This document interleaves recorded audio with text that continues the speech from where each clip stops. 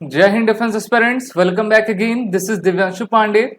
आज का सबसे बड़ा क्वेश्चन यही है कि क्या ईरान इजराइल पर हमला करेगा या फिर नहीं, क्योंकि इसको लेकर काफी एक्सपेक्टेशंस एक्सपेकुलेशंस आपकी बढ़ती जा रही हैं। तो चलिए जानते हैं कि क्या है इजराइल और ईरान के बीच का विवाद।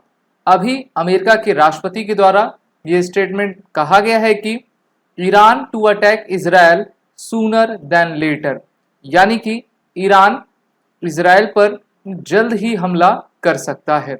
और हम जान रहे हैं कि पिछले साल 7 अक्टूबर 2023 से इजराइल हमास के बीच में गाजा स्ट्रिप में युद्ध आपका चल रहा है, जहां पर इजरायली सेना के द्वारा हमास पर पूरी तरीके से काबू पा लिया गया है।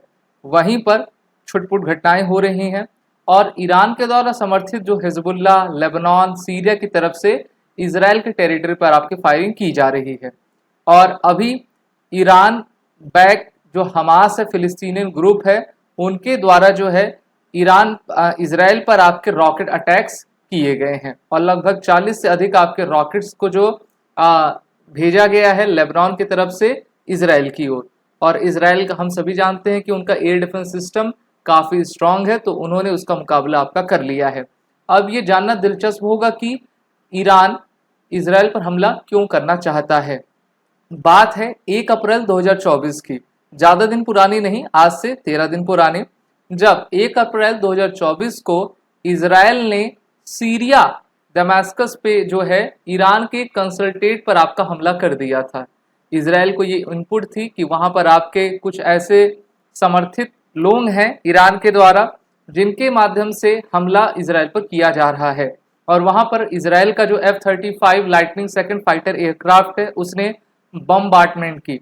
अब हुआ क्या कि ईरान के कंसल्टेट पर आपका बम गिर गया और ईरान का कहना है कि उनके 2 मिलिट्री जनरल्स उसमें मर गए हैं और अनेक हमारे स्टाफ्स आपके घायल हुए हैं। तो इसका बदला ईरान जरूर लेकर रहेगा, क्योंकि आप सभी जानते हो जब भी किसी एम्बेसी पर, कंसल्टेट पर हमला होता है तो अगर वो विदेश में ही है लेकिन वो उस देश का आपका टेरिटरी माना जाता है। तो इसलिए ईरान का कहना है कि अब हम हमला जरूर करके रहेंगे।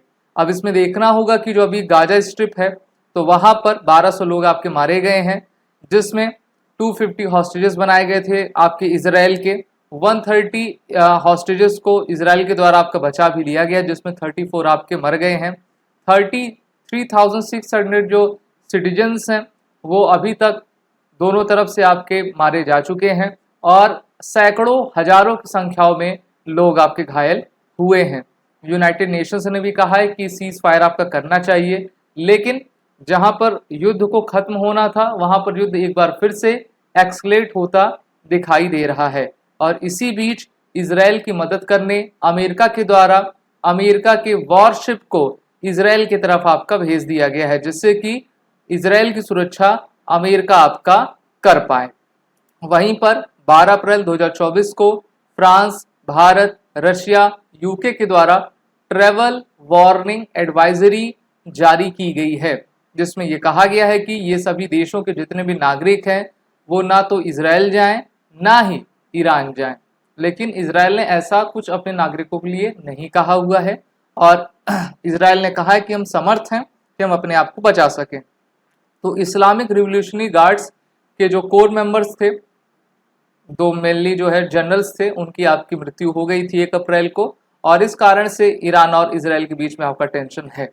अब ये एक प्रकार से मल्टी वॉर भी आपका बन सकता है और बहुत सारे एक्सपर्ट कह रहे हैं कि यहीं से वर्ल्ड वॉर 3 की शुरुआत आपकी हो सकती है, क्योंकि हम देख रहे हैं कि काफ़ी लंबे समय से, जब से आपका crude oils middle east countries में मिला है तब से लेकर अभी तक वो पूरा रीजन अनस्टेबल रीजन आपका रहा हुआ है। वहीं पर चाइना और रशिया ने हाथ मिलाया है कि चाइना के द्वारा रशिया में जो है आर्म्स ड्रोन्स की फैक्ट्री आपकी ओपन की जाएगी और दोनों देश मिलकर जो है ड्रोन्स की प्रोड्यूसमेंट यानी कि उसको आपका बनाएंगे। यहाँ पर आप सबसे पहले बॉर्डर्स देखो इस मैप के माध्यम से। यहाँ पर आप देख पा रहे हो कि ये ईरान है। ईरान का कोई डायरेक्ट बॉर्डर, ईरान का कोई भी डायरेक्ट बॉर्डर जो है आपका इजराइल से नहीं लगता है, लेकिन ईरान बहुत सारे तरीकों से इसराइल पर फायर कर सकता है। सबसे पहला तरीका तो हो सकता है कि वो अपने लॉन्ग मिसाइल्स का इस्तेमाल करते हुए किस पे डायरेक्ट फायर कर दे, इसराइल पे फायर कर दे, या फिर ईरान, इराक, सीरिया, लेबनान, इन सभी देशों की मदद लेकर इनके ऊपर फायरिंग करता रहे।